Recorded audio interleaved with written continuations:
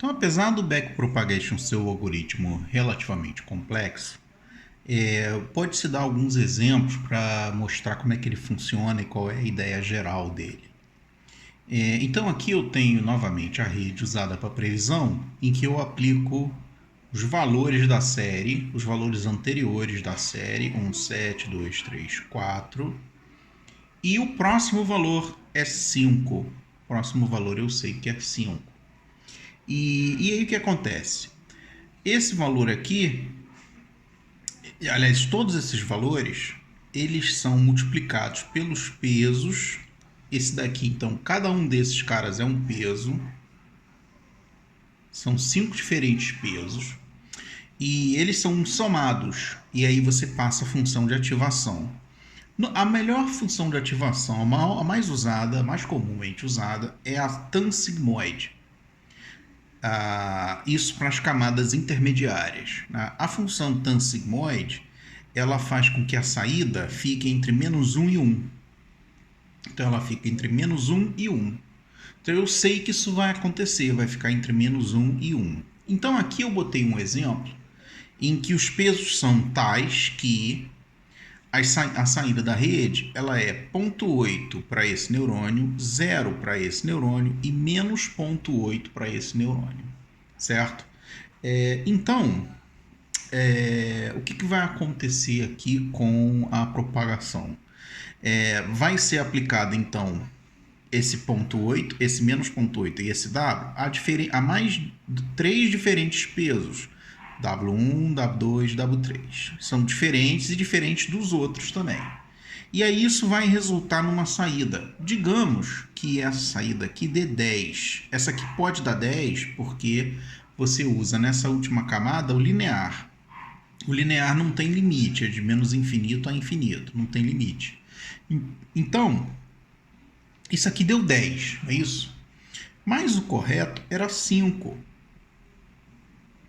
A gente sabe que o correto é 5. Então tem um erro aqui.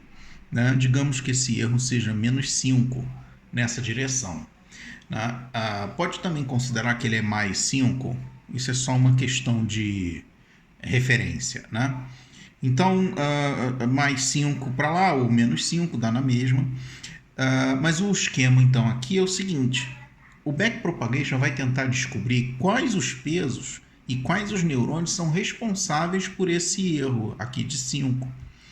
E aí, qual deles vai ser responsável?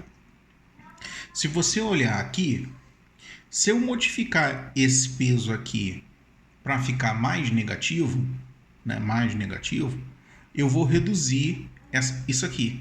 Eu vou reduzir de 10 para menos. Né? Esse peso aqui, ele não é responsável. Ele não é responsável porque 0, você multiplica por qualquer coisa, continua dando 0. E esse peso aqui, o que eu tenho que fazer? Eu vou ter que diminuir esse peso.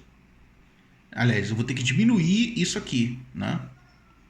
Então, quando ele for atualizar os pesos, ele vai olhar para esse neurônio aqui. Ele vai olhar para esse neurônio aqui, que dá 0,8, né? Esse neurônio aqui. Ele vai olhar com a ideia de que ele precisa ter os pesos reduzidos. Então, esse neurônio aqui vai ficar com a ideia de que ele precisa ter os pesos reduzidos. Esse neurônio aqui vai ficar com a ideia de que ele tem que ter os pesos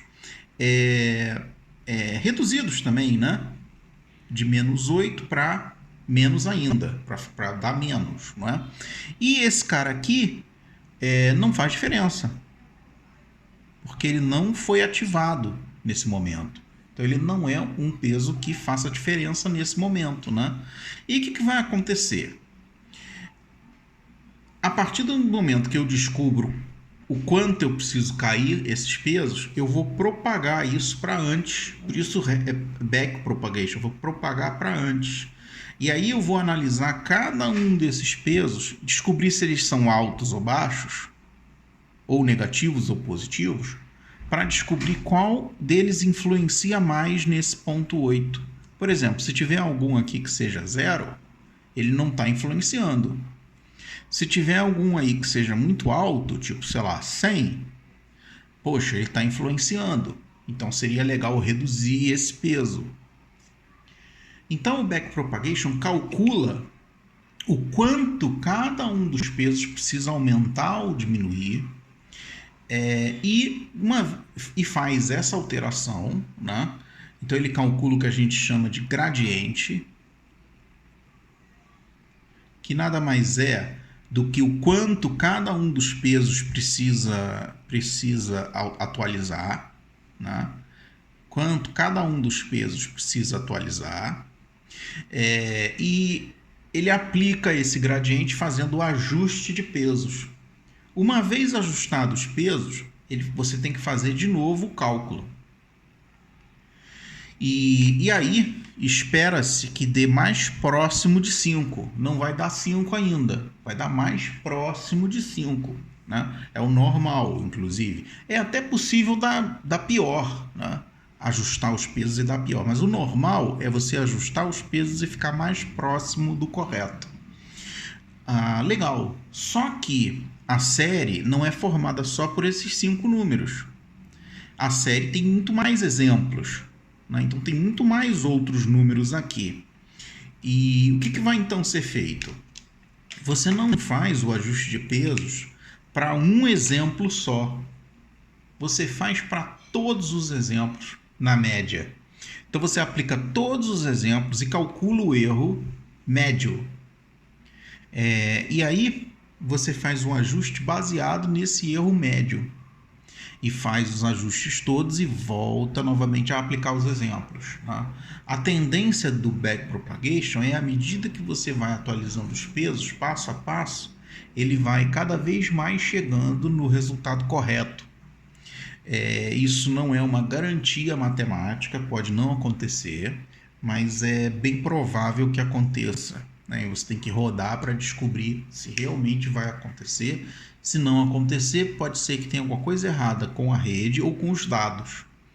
Né? Mas normalmente, na maioria dos casos, você consegue treinar a rede, ou seja, você consegue colocar as entradas e gerar a saída correta.